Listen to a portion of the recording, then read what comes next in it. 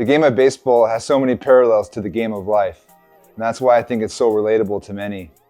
Like life, baseball is a game of constantly overcoming failures.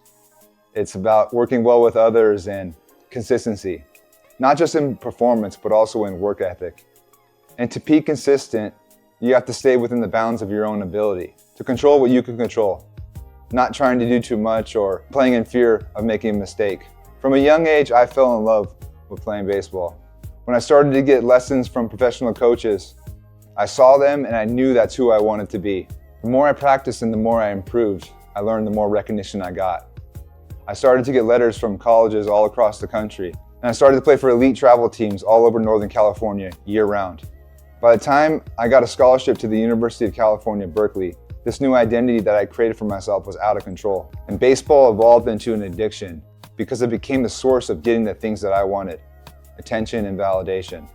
I thought being a baseball player was my destiny. It was the fastest path for me to achieve greatness. Yet I was always caught up in distractions, never willing to do the things that I needed to do to be truly great. After my arm injury during my second professional season, I wasn't able to accept a life without baseball. And I fell into a downward spiral of addiction and depression. If I hadn't gotten hurt the way that I did, maybe I wouldn't have gone to the place where I'd use a drug like heroin. Or maybe I wouldn't even have gotten brain cancer. But I also wouldn't know who I truly am, because I would have continued to be the person I thought you wanted me to be. Today, I'm grateful for that adversity. Pain and suffering has taught me so much about myself. It has shown me that baseball is something that I did. It's not who I am. Sports teach us so many things, like confidence, resiliency, and teamwork.